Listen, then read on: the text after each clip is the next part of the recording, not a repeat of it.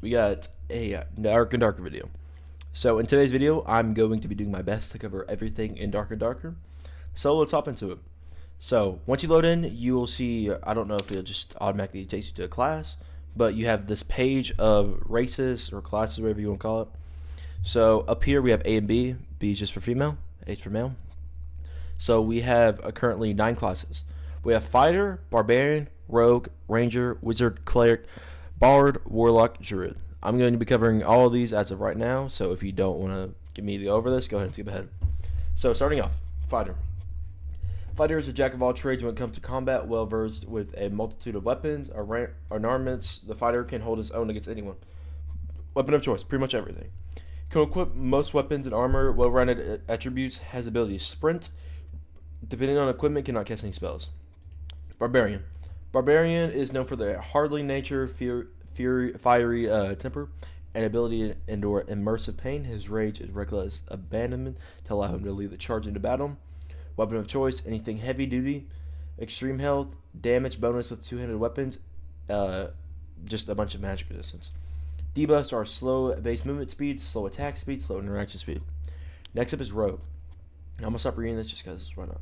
Weapon of choice, daggers. High movement speed, quick attack speed, quickly interact with objects, can pick locks without pick lock, can detect and disarm traps, moves more silently. Low HP, low damage bonus, low magic resistance. Ranger. Weapon of choice, any long range weapon. Quick with the bow, track enemy players, set traps, quickly start campfire. Cannot equip most melee weapons, low damage with melee weapons. Wizard. Weapon of choice, staff or spellbook, cast powerful spells, meditate to self-refresh spells, wield magic weapons, slow interaction speed, low physical damage, and low HP. Cleric. Weapon of choice is a mace. Cast spells and protective spells, cast healing and protective spells, able to equip some plate armor, bonus damage to the undead, adept with many blunt weapons, slow attack speed, low interaction speed, and low damage bonus. Weapon of choice, rapier. Crowd control and good swordsman. Loud. Warlock. Cast curses to deliberate targets, access to multiple physical weapons, uses health when casting spells, consuming too much health causes death. And then Druid. Weapon of choice is staff. Able to shapeshift into animals, to various animal forms, utilizes nature spells for healing, limited equipment. So yeah, let's go to the next part. Alright, next up we are going to go through the navigation on the screen. So starting off, top left, we have Legendary. So Legendary is basically for the people who bought the game, and if you're playing it for free, you do not have these. So first off, you have more character slots. Second, you get access to high roller dungeons, which means you get to play basically ranked. Third off is ability to become a trader. And then fourth is shared stash. So starting off, leaderboard. Leaderboard is basically ranked stats, basically. So like, let's do this. I played duo in whatever season this was. So I got Neophyte, so I got that reward for it, as you can see there. So these are basically just the rank stuff for it, and yeah. Start off is class. So for every single class, you will have perks and skills. So for your perks, you equip them up here. You can like right click, drag, click, whatever you want to do, and you put them on there. Second off is skills. For your skills, you click Q and E to use both of them, or one-on-one. So Q is for my sprint, E is for my second wind, and then you can just change them and drag them over here if you want that instead. So next off, training.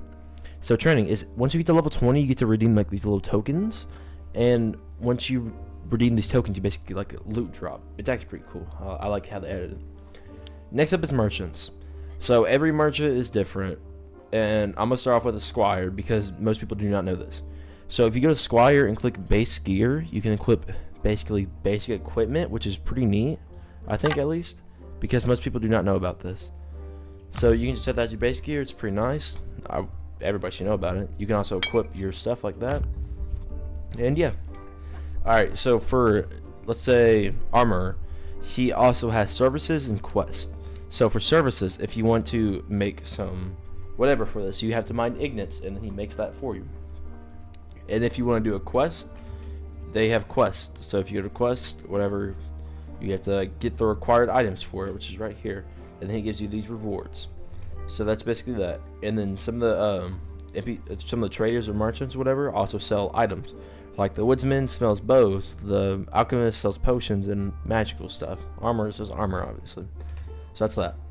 Next up is trade. To become a trader, you have to be level 20, and you have to pay 25 gold for it. And you also have to have legendary status. Next up is Gathering Hall. Gathering Hall is for people who don't have a team or that need people, and then they'll like type down here and put looking for group or whatever. So you can do that, and then they send you your requests and stuff. Next up is Customize. If you have races, item skins, emotes, lobby emotes, or motions, you can equip all of them through here. Shop. Shop has races, they have torches, they have like skins for your campfire, and they have emotes. And you can equip your races through here. So, for example, I can be an orc. I get 1 strength and lose 1 agility. Or Lincoln, which is to get 3 vigor. Or Lizardman, that, and yeah, oddball stuff like that. Alright, on to the next part. Alright, next up we're going to go over stats. So stats, we have all of these on the left side of your perk and skill. So, first example, strength increases your physical power and the damage of weapons that you do with them. Slightly increases your health. Vigor increases the health of your character, increases your recovery bonus as well. Agility increases the regular interaction speed and move speed of your character. Dexterity increases the action speed and the manual dexterity of your character. Increases item equip speed of your character. Will increases the magical interaction of your character and spell power. Knowledge increases the memory capacity of your character when casting spells. Resourcefulness increases regular interaction speed of your character and significantly increases how you install items such as traps and campfires. Health is basically your health. Memory capacity is how many slots your memory capacity you can get for your spells. Basically, I don't know how to describe that. Sorry. Memory spell payload, the quantity of spell you are memorizing. Memory music payload, the quantity of music you are memorizing. Utility effectiveness determines the bonus effectiveness of your utility items. Luck improves your chance to uncover better quality items. Health recovery bonus. Health recovery bonus determines the rate of which you recover health at when you're resting. Spell recovery bonus. Whenever you're resting, that recovers your spell, and that's how fast you get it. Move speed. How fast your character moves. Action speed. Increases the speed of your physical attacks and blocks. Melee dexterity. Based on the dexterity of your character determines how quickly you can manipulate an item with your hands. For example, how quickly a bard plays an instrument. Spellcasting speed, that's pretty known.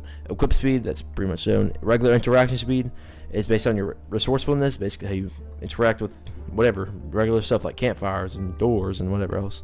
Magical interaction speed, how you interact with magical interaction speed, such as the little portals or shrines or the revive things, and yeah. Persuasiveness. Persuasiveness is based on the character's resourcefulness of the character and determines the base duration of the special effects, such as bard songs. Buff duration, buffs how long you get buffed. Debuff duration, how long you shorter a debuff lasts on you. Cooldown reduction bonus, armor penetration, magic penetration, headshot reduction, projectile damage reduction, physical damage reduction from armor rating, from bonuses, magic resistance. It's pretty self-explanatory. Everything else is pretty much self-explanatory. And yeah, on to the next. Alright, next up we have the basic keybinds. So, your moves are Q and E, that's how you use your skills. To open up your like slot or whatever this is, tab, click tab. To unequip your weapon, you click X. To rest, you click G. And you do this whenever you sit next to campfires and such. And then your basic weapons are 1, which you can, that's how you equip your primary weapon. 2 is your secondary, which is up here. 3 is your utility, which is right here and here. So 3 and 4, and then to rotate it, you click the keybind again. So if I want to rotate my drum to my campfire, you click 4. If I want to take my campfire to my advantage, it's 4 again. So yeah.